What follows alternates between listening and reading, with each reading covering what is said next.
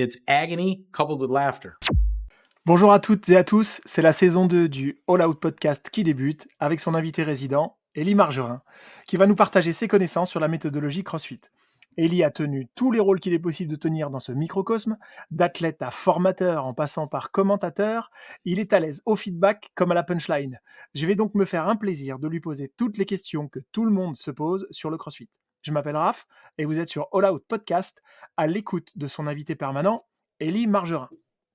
Alors Ellie, nous nous étions quittés en fin de saison 1 sur la distinction entre standard de compétition et point de performance à l'entraînement. Aujourd'hui, nous nous plongeons dans cette seconde notion pour en comprendre l'intérêt en tant que coach ou en tant qu'athlète. Pour commencer, qu'est-ce qu'on appelle un point de performance? Eh bien, écoute, dans les formations qui sont délivrées par CrossFit, le point de performance, c'est un élément qui est décrit comme améliorant la sécurité orthopédique de l'athlète, l'avantage mécanique et la fonctionnalité du mouvement. En d'autres termes, c'est la checklist du coach qui cherche à évaluer la bonne position de départ d'un mouvement et sa correcte exécution. On sait bien, donc il y a une liste de points de performance conçus à l'avance pour tous les mouvements du CrossFit. Donc, Ouais, malheureusement, non. Ok, le monde du CrossFit est très vaste. Il n'y a donc pas une liste préétablie de points de performance pour tous les mouvements du répertoire gestuel. Néanmoins, Greg Glassman, le fondateur de la méthodologie, il s'est donné la peine d'établir cette liste de points de performance pour ce qu'on appelle les 9 mouvements fondamentaux qu'on a évoqués dans l'un de nos épisodes, à savoir du coup le air squat, le front squat et l'overhead squat, le shoulder press, le push press et le push jerk, mais également le deadlift, le sumo deadlift high pull et le med block clean. Et du coup, ça te donne un super bon point de départ pour avoir des directions, pour enseigner d'autres mouvements, soit des mouvements qui sont directement dérivés de ces 9 mouvements fondamentaux, soit des mouvements qui peuvent résulter d'une combinaison entre plusieurs mouvements fondamentaux, comme par exemple le thruster, qui est la combinaison d'un front squat et d'un push press. ok, mais en fait, ces points de performance, ils viennent d'où? On les a obtenus comment? Alors le point de départ, c'est les expérimentations de Greg Glassman, le fondateur de la méthodologie, qui après plusieurs années de coaching a peu à peu codifié le CrossFit tel qu'on connaît à l'heure actuelle. Il s'est rendu compte que les mouvements fonctionnels bien exécutés, ils exprimaient souvent un certain nombre de thèmes généraux qu'on appelle dans la méthodologie les thèmes communs et qui auront sûrement des épisodes qui leur seront dédiés. Et parmi ces thèmes, on pourra retrouver par exemple les amplitudes de mouvements complètes, le recrutement depuis le noyau du corps vers les extrémités, l'engagement de la chaîne postérieure par exemple. En CrossFit, comme on l'explique dans le level 2, des thèmes communs on en décompte 8. Le point de performance, finalement, c'est la traduction de ces thèmes généraux dans un mouvement spécifique. On prend un exemple. Ok. On prend le thème commun qui consiste à recruter le noyau pour ensuite aller vers les extrémités. L'expression de ce thème commun, tu le retrouves dans des mouvements qui sont en dehors du CrossFit, comme par exemple le lancer du poids. Tu vois, le lanceur, il a besoin d'ouvrir violemment sa hanche avant de lancer l'objet pour être puissant. Eh bien, ce même thème, tu le retrouves exprimé en CrossFit. Pourquoi pas dans un mouvement comme le sumo deadlift high pull, qui est l'un des 9 mouvements fondamentaux. Et pour exprimer ce thème, c'est la raison pour laquelle on a ce point de performance qui consiste à dire qu'il faut ouvrir les hanches avant de tirer avec les bras. C'est expliqué dans le manuel d'entraîneur de niveau 1. En CrossFit toujours, tu peux avoir d'autres mouvements, comme par exemple le handstand push-up en keeping. C'est pas l'un des 9 mouvements fondamentaux, mais le point de performance, qui consiste à kicker fort des jambes avant d'entamer la poussée avec les bras, eh bien finalement, il est là parce qu'il traduit le même thème commun du recrutement depuis le noyau vers les extrémités. Et ce qu'il y a du coup d'intéressant, en tant qu'entraîneur en tout cas, c'est que plus tu deviens fort pour enseigner les points de performance dans les mouvements fondamentaux, plus ça devient instinctif pour toi de les enseigner, de les corriger dans d'autres mouvements du répertoire. Mais c'est aussi complètement valable pour l'athlète. Plus il comprend ce qu'il doit faire sur le sumo deadlift high pull, plus il peut transférer à d'autres mouvements, y compris un mouvement qu'il ferait pour la première fois. Ça permet, si tu veux, de construire ce qu'on appelle un vernaculaire, un vocabulaire commun, comme un cadre de référence, si tu veux, entre le coach et l'athlète. Tiens, tu te souviens d'hier quand je t'ai demandé d'ouvrir la hanche en premier sur le sumo deadlift high pull? Bah, aujourd'hui, c'est la même chose dans le handstand push-up. Les thèmes communs, si tu veux, ils nous offrent des pistes pour comprendre quels sont les éléments qui garantissent la sécurité, à nouveau l'avantage mécanique et la fonctionnalité du mouvement. À partir de là, on peut établir des points de performance qui sont simples, et ça virtuellement pour n'importe quel mouvement. Là, après, dans mon exemple, j'ai pris un exemple où le thème commun il s'exprimait au travers d'un seul point de performance. Bon, on verra que dans la pratique, les choses, elles sont un peu plus poreuses. Tu peux parfois avoir un thème commun qui va s'exprimer dans plusieurs points de performance et vice-versa. Ok, mais l'humain n'étant pas un robot, est-ce que c'est complètement réaliste de penser que tout le monde va bouger exactement de la même manière? Alors oui et non. Non, parce que les points de performance, ce sont des principes. Comme une manière d'effectuer un accord sur une guitare ou, la manière que tu vas avoir, par exemple, de tenir la balle pour faire un shoot au basket et chaque principe a ses exceptions. Donc tu vas toujours rencontrer des autodidactes, des gens qui sortent du lot, des génies, un peu comme, des Jimi Hendrix, tu vois? Ou des Curry pour toi qui aimes le basket, mais c'est pas la majorité.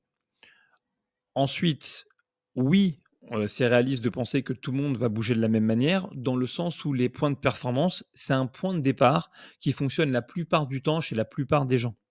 Respecter les points de performance, très franchement, ça va t'amener à un mélange quasi parfait entre l'efficacité du mouvement, le rendement, c'est-à-dire la vitesse à laquelle tu vas obtenir des résultats chez l'athlète, et la sécurité de ton athlète pendant qu'il va exécuter ce mouvement. Et tu vas te rendre compte, hein, parfois c'est sûr que dans une recherche de performance à court terme, bah, parfois on cherche à pas respecter ces points de performance. Comme si, lorsque parfois peut-être que tu rencontres un athlète, tu sais, qui décide d'initier excessivement son squat par les genoux. Bon, bah, OK, peut-être que dans l'instant T, ça lui permet de lever plus lourd, mais sur le long terme, tu sais aussi qu'on augmente le risque de blessure ou alors qu'on va l'empêcher, d'exprimer son plein potentiel parce qu'on ne le met pas dans les positions qui vont lui permettre d'exprimer la totalité de son potentiel athlétique. Alors, c'est aussi évident qu'il y a certains éléments qu'on va ajuster. Pourquoi pas, par exemple, pour des raisons d'anthropométrie, et je suis sûr qu'on aura l'occasion d'en reparler. Mais il en demeure pas moins qu'en CrossFit, connaître les points de performance des 9 mouvements fondamentaux, véritablement, c'est notre abécédaire. En fait, je vais même te dire, pour moi, tu peux pas coacher le CrossFit de manière optimale si tu connais pas ça. Attends, pourtant, on a coaché des squats bien avant l'apparition des points de performance, non? Oui, mais tu vois à nouveau comme les mots ont leur importance. Et j'ai dit coacher le CrossFit de manière optimale. Je te donne une citation. En CrossFit, on utilise les points de performance. C'est une phrase que toi comme moi, on prononce à chaque level 1 qu'on donne. Qu'est-ce que ça implique? Ça implique que si tu n'utilises pas les points de performance, est-ce que vraiment tu utilises la méthode? Tu as raison que le squat nous appartient pas. Mais par contre, enseigner le squat au travers des 5 points de performance, c'est ça la méthode CrossFit pour enseigner le squat. Et ça nous caractérise et partiellement, ça nous définit. Tu fais le show là, mais c'est quoi les 5 points de performance du squat là, par exemple? Ah, tu veux me tester? Bon, bah, les points de performance du squat, c'est le fait de conserver une colonne neutre, d'avoir du poids dans les talons, même s'il faut avoir le pied à plat. Il faut avoir une bonne ligne d'action dans le mouvement. Il faut avoir une amplitude dans laquelle le creux de la hanche passe directement en dessous du sommet du genou et il faut garder les genoux alignés avec les orteils. Voilà. Du coup, quand tu sais ça, bah, à l'inverse, quand tu as peut-être un entraîneur ou quelqu'un qui est à côté de toi qui a du mal à corriger un squat, et que toi, tu as été là pendant le temps de l'enseignement et que tu as constaté qu'on n'a pas utilisé les points de performance pour enseigner ce même squat, bah, du coup, tu te rends compte qu'on est en face de quelqu'un qui n'utilise pas complètement la méthode. J'avoue qu'en écoutant ta liste, les choses paraissent finalement assez simples. Bah, simple, je sais pas, mais en tout cas, c'est vulgarisé. Ça, c'est grâce à l'héritage de Greg Glassman. Le point de départ, finalement, pour le coach et même pour le pratiquant, il est très accessible. Je veux dire, pas besoin de comprendre la structure détaillée ou le fonctionnement du genou pour placer l'athlète dans la bonne position. Tu suis la méthode, le point de performance, dit genou aligné avec les orteils, point. Ton boulot d'entraîneur ou ta vie de pratiquant, elle n'implique pas nécessairement de devenir aussi pointu qu'un chirurgien. En vrai, ce serait mentir. Moi, personnellement, j'ai pas le temps. Et en plus, concrètement, ça dépasse ce qu'on appelle en CrossFit le champ d'expertise professionnelle. Ok, le champ d'expertise professionnelle du coach. Si demain un athlète il se plaint d'une douleur au genou, il y a un moment, je l'envoie vers quelqu'un dont c'est le métier de soigner. Ce qui est plus étrange, c'est que quand tu regardes un petit peu, bah, le monde du coaching et même parfois dans les box, bah, des fois tu peux te poser la question: «Pourquoi est-ce qu'on va pas utiliser quelque chose de simple et pourquoi est-ce qu'on va le remplacer par quelque chose de plus compliqué que souvent, on comprend pas et qui n'aide pas à améliorer le mouvement humain?» C'est pas un peu simpliste comme perspective? Alors, non, c'est pas simpliste, parce que le CrossFit, c'est particulier. C'est particulier dans le sens où on enseigne à un groupe, souvent d'habiletés diverses et pas tous conditionnés. Alors, je sais que certains s'entraînent seuls, mais franchement, c'est une minorité à l'échelle du globe. Les points de performance, ils offrent un véritable cadre de référence. Ils constituent les fondations des connaissances de base d'un entraîneur de CrossFit. Et je t'apprends rien, mais comme on l'évoque au niveau 2, cette connaissance structurée, simple et organisée, en vérité, elle a un travail fondamental sur le travail de l'entraîneur. Si je suis structuré dans les points de performance que j'enseigne, et ben logiquement, je peux devenir plus structuré dans les éléments que je vais regarder chez mes athlètes. Et du coup, je suis plus à même de détecter les fautes en lien avec les 2 premiers points. Parce que, comme tu l'as compris, je pense, dans la conversation, si le respect du point de performance conditionne en CrossFit la réussite du mouvement, et ben, ouais, les déviations de ces points de performance, bah, ça constitue les fautes qu'en tant qu'entraîneur, on doit s'efforcer de corriger. Ok, ok, ok. Ça va. Faut apprendre les points de performance, quoi. Bah oui, tu vois, aujourd'hui, on parle de points de performance, mais le fond du podcast, c'est qu'il faut travailler et approfondir ce que l'on sait des mouvements. Et que trop souvent, on se prive de ce travail de fond. Alors après, attention, c'est la nature de l'activité d'entraîneur qui fait ça parfois. Les classes s'enchaînent, beaucoup d'entraîneurs travaillent seuls. Sans le vouloir, on peut rentrer dans une espèce de train-train qui, au mieux, va te rendre un peu moins aiguisé dans ta pratique et qui, au pire, peut carrément te rendre négligent. Comme dirait Kerry James, le savoir est une arme que l'on met au service, nous, de la santé et de la performance des gens qu'on coach. Montre-moi un coach qui sait pas quoi enseigner ou comment corriger, et souvent, je te montrerai quelqu'un qui est pas assez imprégné des bases de sa discipline. Et pour nous, ces bases, c'est les points de performance. Alors, est-ce qu'il existe un ordre préétabli pour enseigner les points de performance d'un mouvement? Non. L'essentiel, c'est d'être méthodique et efficace. Il faut observer le résultat que tu obtiens. Par exemple, sur le squat. Est-ce que ton groupe bouge mieux quand tu commences l'enseignement par la colonne ou par les hanches? L'essentiel pour moi, c'est véritablement d'avoir un plan. Si on t'arrête dans ton enseignement et qu'on te demande: «Hey, sur quoi tu travailles?» La réponse pour toi, elle devrait être claire. Parce que si elle n'est pas claire pour toi, comment est-ce qu'elle va devenir claire pour tes athlètes? Tu peux enseigner le deadlift depuis la position basse, tu peux enseigner le deadlift en commençant debout, tu peux parfois enseigner plusieurs points de performance en même temps. Bon, c'est à toi de trouver ton cheminement. Tu peux tester différents ordres, d'un WOD à l'autre, d'un groupe à l'autre. Et puis il y a certains points de performance, tes athlètes ont besoin de 2 répétitions pour les comprendre, certains vont avoir besoin de mois et de mois de pratique pour les capter. En attendant, il faut que tu regardes le résultat que tu obtiens et c'est ça qui doit te guider. Alors conséquemment, ma question suivante, c'est est-ce qu'il existe un ordre spécifique pour les vérifier au cours d'un WOD? Alors tu vas croire vraiment que je fais exprès pour t'embêter, mais une nouvelle fois, la réponse c'est non. Il n'y a pas d'ordre spécifique pour naviguer d'un point de performance à un autre. Bon, néanmoins, dans la méthodologie CrossFit, on utilise quand même une forme de boussole qu'on appelle le triage. Le triage nous indique de nous focaliser sur un élément à la fois, soit celui qui pourrait mettre en danger l'intégrité physique de l'athlète, soit celui qui impacte le plus sa mécanique de mouvement à l'instant T. Bon, à nouveau, hein, sans doute qu'on aura des épisodes entiers pour parler uniquement du triage. Pour aujourd'hui, en guise de considération générale, mon conseil, c'est le suivant. Quand tu coaches et quand tu enseignes, regarde d'abord la sécurité de l'athlète, notamment s'il va être amené à déplacer de la charge. Ça veut dire regarde la position du dos, la position du genou, la position des épaules, la position des chevilles, la position des poignets. Regarde ensuite tout ce qui va concerner les amplitudes, OK, les amplitudes complètes en fonction de la capacité de l'athlète, mais notamment tout ce qui va être, question de flexion et d'extension, pour commencer des grosses articulations comme, la hanche, l'épaule, mais j'ajouterais aussi la colonne vertébrale. Et seulement, à ce moment-là, et bah, ça peut devenir pertinent de s'intéresser à tous les aspects qui relèvent plus de la performance dans l'exécution du mouvement.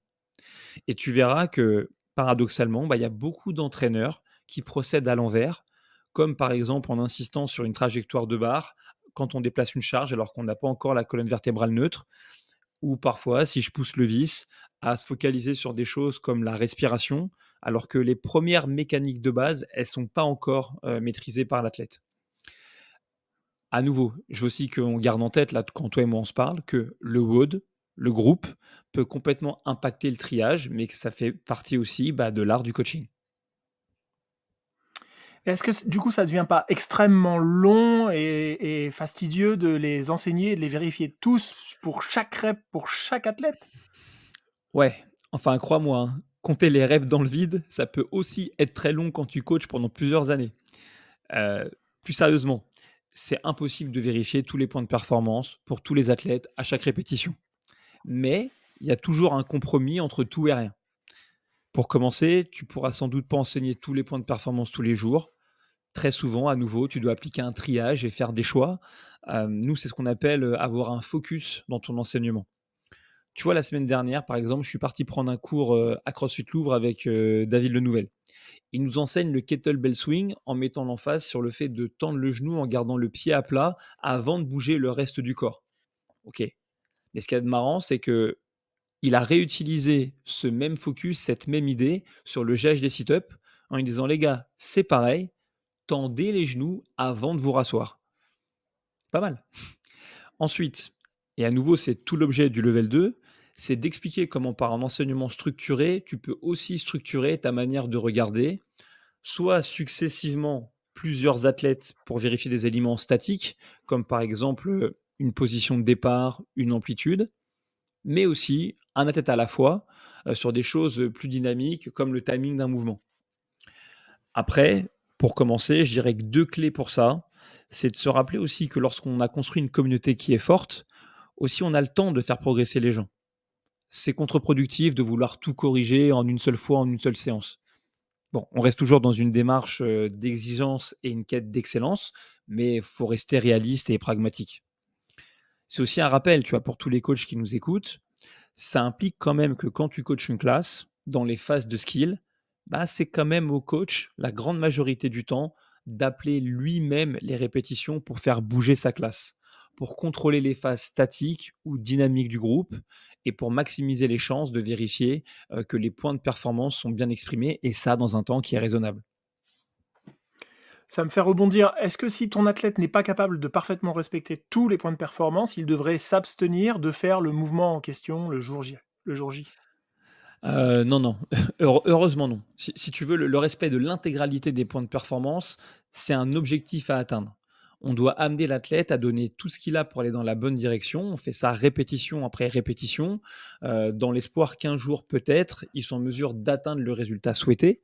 C'est la fameuse quête de virtuosité qu'on aura l'opportunité à nouveau d'évoquer, dans le podcast. Et quand, par exemple, tu vois, tu as un athlète, tu le coaches en front squat, tu vois qu'il est challengé dans la position de ses coudes, qu'il a du mal, tu vois, à avoir une bonne position de front rack. Bon, pour autant, challenger, certes, mais c'est pas ça qui va l'empêcher de faire du front squat. Tu vas lui faire du front squat. Toi, en tant que coach, ton travail, c'est quoi? C'est de lui demander, OK, chaque jour qui passe, de te donner ce petit pourcent supplémentaire, un peu plus d'effort. Tu vas chercher à l'amener aux limites de ses tolérances du jour. Et puis, vu que la magie est dans le mouvement, au gré de ton coaching, de tes consignes et de ses efforts, son front squat va finir par s'améliorer. Après, attention, tu vois, l'autre conséquence, c'est que, par contre, tant que tu es pas capable de réaliser correctement un ou plusieurs points de performance, en vérité, ça devrait limiter, l'intensité de l'athlète ou la tienne d'une manière ou d'une autre. Pour ça, on respecte ce qu'on appelle la charte de l'entraîneur de CrossFit, qui a 3 paramètres qui doivent toujours arriver dans le même ordre. On veut d'abord de belles mécaniques de mouvement, ensuite de la constance et enfin de l'intensité. Le fait d'ignorer, si tu veux, les points de performance quand tu enseignes, quand tu coaches, tu vois, en vérité, ça met tes athlètes dans une zone de risque, tu vois? Ça les met dans une zone de risque parce que tu pourrais laisser monter l'intensité, alors qu'en vrai, si tu maîtrisais mieux les points de performance, tu te rendrais compte de manière très objective qu'elles devraient être plafonnées. Quand tu n'utilises pas les points de performance, quand tu n'utilises pas la charte de l'entraîneur de CrossFit, franchement, on peut même se poser la question, est-ce que tu utilises vraiment la méthodologie que tu prétends enseigner? Et du coup, quand est-ce qu'on sait qu'on devrait limiter l'intensité? Ah Le sujet est vaste parce que si l'intensité est nécessaire pour obtenir les résultats à l'entraînement, c'est sûr que si exposé trop tôt et trop fort, ça peut présenter un danger pour l'athlète. Donc je vais reformuler. Si tu veux, pour moi, la première question, c'est quand est-ce que je peux ouvrir l'accès à l'intensité pour mes athlètes? Pour aujourd'hui, je vous dirais de rester en lien avec le sujet de l'épisode, à savoir les points de performance. Donc, ça consisterait déjà à connaître les points de performance sur lesquels on est concentré ce jour-là. Ensuite, ça consisterait à s'assurer que nos athlètes y présentent des mécaniques de mouvement qui adhèrent autant que possible à ces points. Et puis enfin, c'est s'assurer que nos athlètes ils s'entraînent régulièrement et qu'ils ont une compréhension des mouvements assez bonne pour bouger correctement, même s'ils ne sont pas sous votre supervision directe. Mécanique, constance, tu vois. Ensuite, à nous de comprendre que sans la maîtrise de ces points de performance, bah, tu vois, ce travail-là pour savoir quand autoriser l'accès à l'intensité, bah, tout d'un coup, il devient soit périlleux, soit très subjectif. Et donc, du coup, pour comprendre comment on trouve l'intensité optimale dans la méthodologie CrossFit pour chacun, bah, il faudrait en fait qu'on aborde la notion d'entraînement de palier, qui à nouveau, j'en suis sûr, fera l'objet de son propre épisode au sein du All Out Podcast. Quel conseil tu donnerais à un entraîneur qui n'a pas ou plus cette connaissance des bases? Bah, déjà pour commencer, je pense que le conseil que je lui donnerais, c'est de ne pas se déconnecter, de l'amour qu'on a pour la matière qu'on cherche à transmettre. On a tous commencé, toi comme moi, le CrossFit pour une raison. On a tous commencé à coacher le CrossFit, à avoir envie de faire ce métier d'entraîneur pour une raison et cette raison, il faut jamais l'oublier. Tu peux pas t'investir pleinement dans quelque chose que tu aimes pas sincèrement. Ensuite, bah, l'une de nos tâches, c'est parfois pas évident, mais je veux dire, il faut dépasser la surface. Si tu veux le diplôme d'État, même les certificats que nous on délivre, en vérité, ils ont aucune valeur si tu appliques pas les choses sur le terrain. On voit trop les choses peut-être, hein, comme le permis de conduire, tu vois? Mais la vérité, c'est que contrairement au permis de conduire, si tu respectes pas les règles qui t'ont permis de l'obtenir, personne va venir te retirer, ton permis. Personne va venir t'empêcher de coacher. Donc, un peu comme dans Spider-Man, il faut comprendre que, bah, quand tu as de grands pouvoirs, bah, tu as aussi des grandes responsabilités. Après, c'est pas inaccessible, tu vois? En level 2 pour, renouer un petit peu avec ce sentiment-là, je fais souvent cette expérience. Si je vois que j'ai un entraîneur qui est en difficulté par manque de connaissances, je lui demande s'il a déjà pratiqué un sport dans sa jeunesse. Et ensuite, j'essaie d'adopter des positions ou de faire des mouvements en lien avec ce sport. Donc je sais pas, je prends une position de garde un peu gauche s'il a fait de la boxe, j'essaye de mimer des mouvements de natation si c'était son sport de base. Et ben je vais te dire la plupart du temps, et ben ce même coach qui avait des difficultés à corriger, du crossfit et b il lui faut qu'une fraction de seconde pour être capable de corriger mes positions de pied, la manière dont je porte mon regard, la position de mon corps. Pourquoi? Parce qu'il a une relation avec, ces sports et les mouvements liés à ces sports, qui est ancienne, qui est intime et qui est passée par beaucoup de répétitions. Bah, en fait, il faut reconnecter avec ce type de relation au mouvement et ça passe effectivement par de la répétition du geste, des gammes. Dans le football, les mecs font des coups de pied arrêtés. En karaté, on fait des kions. Quand tu dessines, tu fais des croquis. Quand, tu écris, bah, tu fais des travaux d'écriture. Bref, dans tous les domaines, c'est le même concept. Mon vrai conseil, c'est du coup cultiver l'amour pour les bases. Et en CrossFit, les bases, ce sont les mouvements fondamentaux et les points de performance. Merci pour tes éclairages, Ellie. C'était Ellie et Raph sur le All Out Podcast et on vous dit à très bientôt. Salut! Ciao.